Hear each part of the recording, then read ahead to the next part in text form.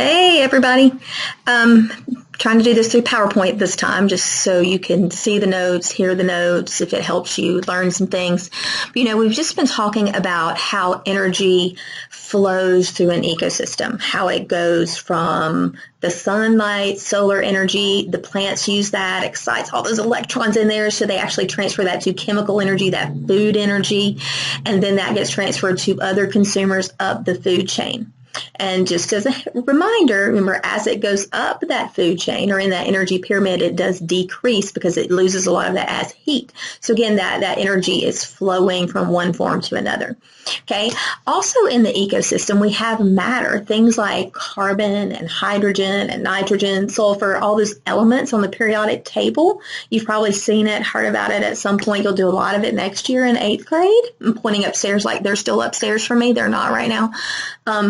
But in that matter, it's cycled through over and over again. We don't make new carbon and new hydrogen and new anything that we need when we're building those compounds in our body. We have to get it from other things that have been cycled through the earth again and again and again. Again, not new, just recycled. So the big word for that is biogeochemical cycles, and that sounds really overwhelming, but it's actually not. If you'll look at a little pointer, a little flashy pointer there. Biogeochemical. So if you break that down into those little bitty prefixes and suffixes, it's really simple, right? Because bio means life. Geo, like you had geography before, like the study of the earth and where things are.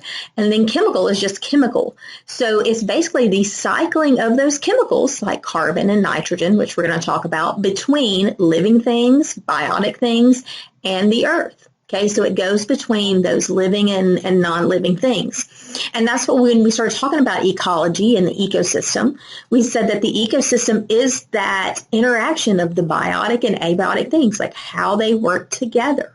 Okay, so that matter is cycled between them. So to make it this one a little bit shorter, we're going to start with the nitrogen cycle. Okay, and nitrogen, I just had a cat jump behind me, so if you see her that pop out, that's Daisy. In the nitrogen cycle, we need nitrogen because we have to have it in our proteins and our DNA. Remember, proteins are what do everything in your body. They run your body. But you have the directions for how to build those proteins in your DNA. So both of those things are completely essential to you. So you have to have nitrogen. You must have nitrogen to build those things. However, most of the atmosphere, like the air that you're breathing, is actually 78% nitrogen, but we can't use it. So what's the point? We breathe it in, we breathe it out. We breathe it in, we breathe it out.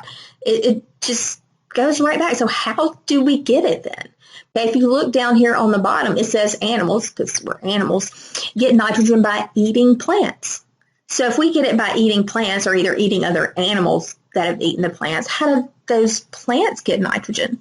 Well, plants get nitrogen because you have these bacteria in the soil that actually convert that atmospheric nitrogen into a form that the plants can use. Okay, we're going to go through a little bit of that nitrogen cycle.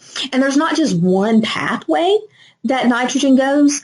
It could go just like if you were going to Florida. We could pretend it's summer and spring break.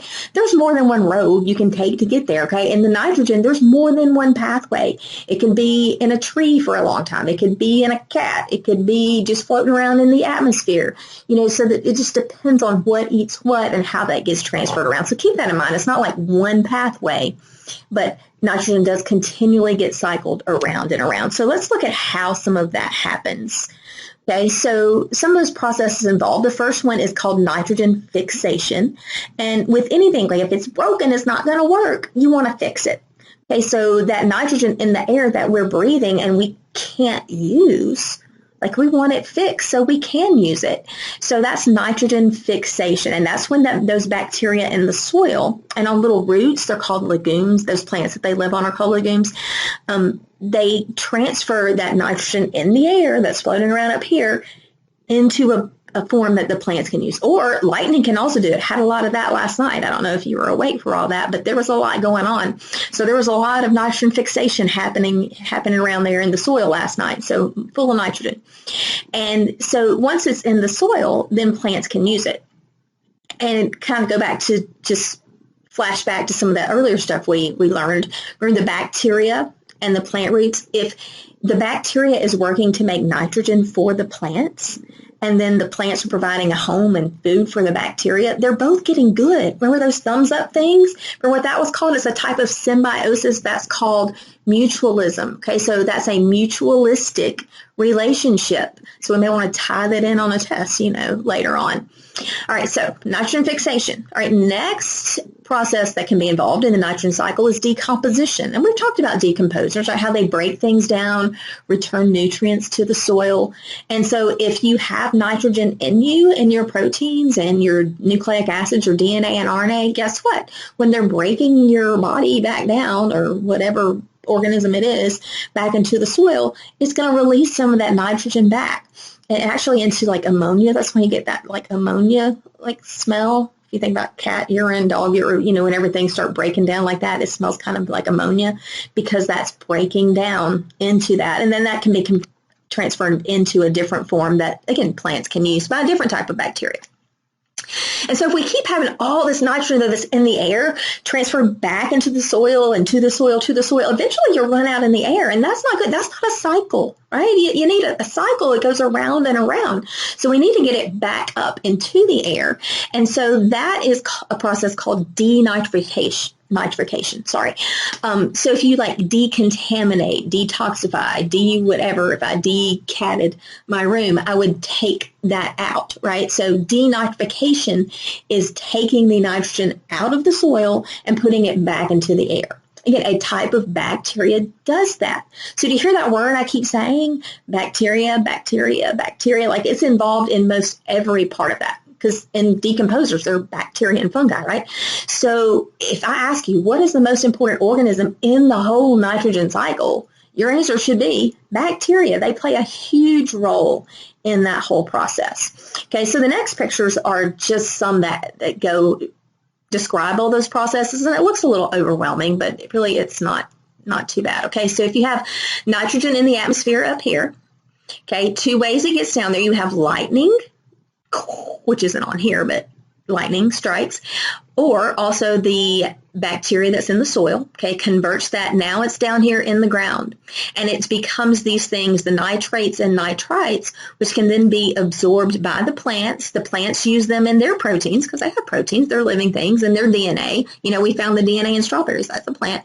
So they incorporate them into their bodies, and then the animals eat the plants.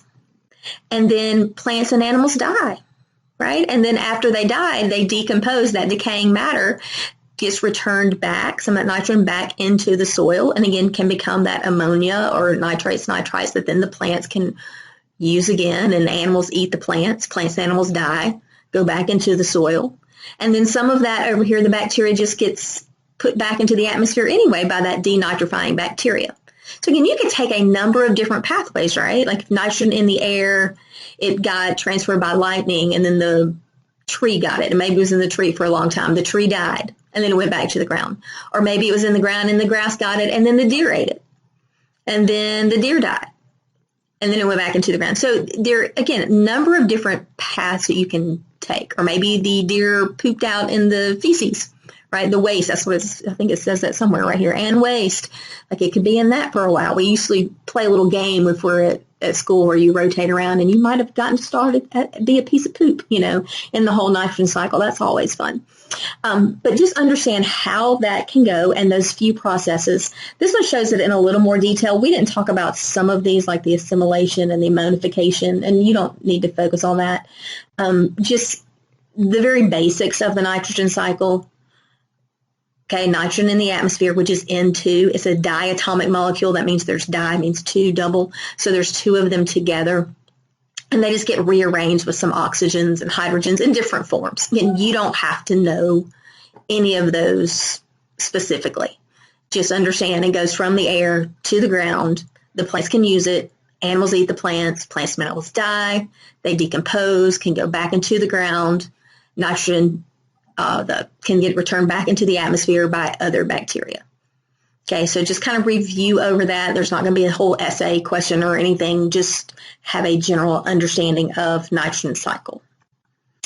There are some things that humans can do to affect nitrogen cycle because we affect everything because most of the time we're all about us, like whatever is good for us, right?